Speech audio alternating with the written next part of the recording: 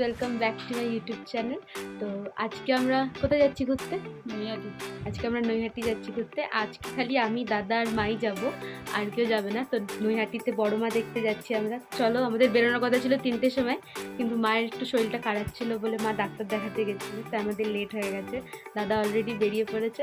তো চলো নৈহাটিতে গিয়ে দেখা যাক যে এই বছরের বড় মা কেমন হয়েছে। Tata tata.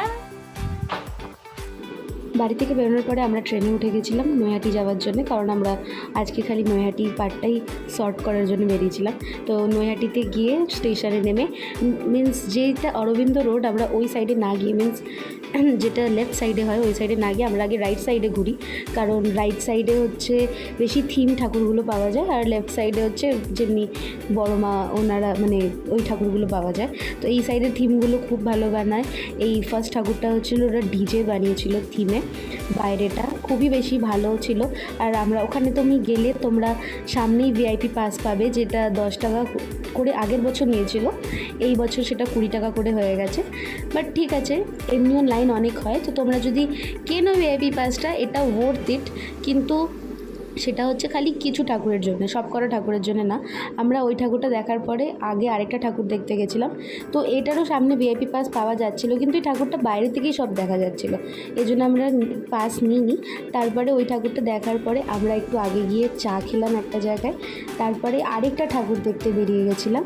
ওই ঠাকুরটা হচ্ছে প্রত্যেকবারই হয়, এটা অনেক বড়, কত ফুট ওটা আমি ভুলে গেছি। তো ওইটা দেখার পর, এটা হচ্ছে নর্মালি বড় মার মতো অনেকটা লম্বা। ওটা দেখার পরে আমরা আরেকটা প্যান্ডেল দেখে আমরা একটা আন্টির বাড়িতে এসেছিলাম। ওটা আমাদের কাজিন হয় না, লাইক আমাদের সাথে আরেকটা ফ্যামিলি গেছিলো, ওনাদেরই কাজিন হয়। ওনাদের সাথে দেখা করার পরে আমরা বড়মারি রাস্তাটাতে এসেছি ফাইনালি, কারণ এবছর রাস্তা অনেক ঘুরিয়ে দিয়েছে, তো অনেক ঘুরে ঘুরে এই সাইডটাতে আসা হয়েছে। তো তোমরাও যদি আসো নেক্সট ইয়ার তো সাবধানে এসো।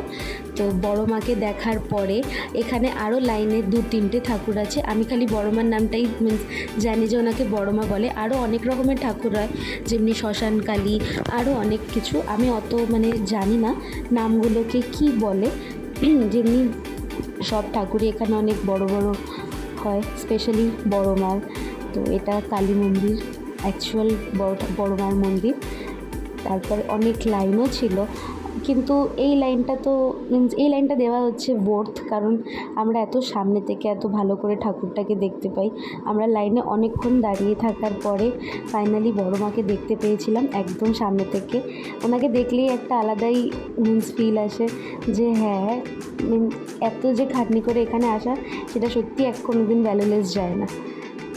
তো বড় মারও একটা, আমি জানি না তোমরা অনেকেও জানো কি না, যে বড় মা বানানোর পিছনে মিন্স যে স্টোরিটা আছে ওটা কি। তোমরা যদি জানতে চাও তাহলে আমাকে প্লিজ কমেন্টে জানিও, তাহলে আমি তোমাদের জন্য একটা আলাদা করে ভিডিও বানাবো, যে কেন বড় মাকে মিন্স এত, এই ঠাকুরটাকে এত কেন বড় বানানো হয়, আর কী রিজন আছে বড় মার। যেমনি সব মন্দিরেরই একটা করে রিজন থাকে, তো বড় মারও একটা রহস্য আছে ওনার পিছনে, এত বড় ঠাকুর হওয়ার, আর মিন্স এত বড় করে মূর্তিটা বানানো, যেটা খুবই বেশি ফেমাস। তো তোমরা কমেন্ট করো, তারপরে আমি তোমাদের জন্য আরেকটা ভিডিও বানাবো। তো বড় মাকে দেখার পরে আমরা এগিয়ে গেছিলাম, এগিয়ে গিয়ে মিন্স সামনে বড় মাকে দেখার পরে সামনে অতটা বেশি লাইন ছিল না, তো সামনেটা গিয়ে আমরা আস্তে আস্তেই গেছিলাম, আস্তে আস্তে করে হেঁটে হেঁটে সামনে আমরা আরেকটা ঠাকুর দেখতে পেয়েছি। ওইটা একটু ছোট হাইটে, মিন্স বড় মার মতো অত বড় না, একটু ছোট। তো ওই ঠাকুরটার আমি নাম জানি না যে কী বলে। তারপরে ওটার পরে আরেকটা ঠাকুর দেখলাম, আর তারপরে হচ্ছে এই একটা, এটা হচ্ছে বড় মায়ের মতনই হাইটে ছিল, কিন্তু অত বড় না। কিন্তু আমি যখন ছোট ছিলাম না, তখন অনেক বড় বড় ঠাকুর বানাতো লাইন দিয়ে। এই বছর আমি খালি 3টেই বড় বড় ঠাকুর দেখতে পেয়েছি। আর লাস্ট হচ্ছে এই ঠাকুরটা নৈহাটি, যেটা হচ্ছে অ্যাকচুয়ালি তারাপীঠের মন্দিরের মায়ের মতো দেখতে। ওখান থেকে বেরোনোর পরে আমরা ট্রেনে করে আবার দমদমে চলে এসেছি। এসে আমাদের খুব খিদে পেয়েছিল, দেন আবার আমাদের দাঁড়াও প্রতীকবার রেস্টুরেন্টে চলে এসেছি। তোমরা এটাকে আমার দুর্গাপুজো ব্লগেও দেখেছো আই গেস। এটা আমার one of the most favourite restaurant in this Kolkata, কারণ খুবই ভালো খাবার দেয় আর ওয়ার্থ ইট। তো চলো আবার কালকে দাঁড়াও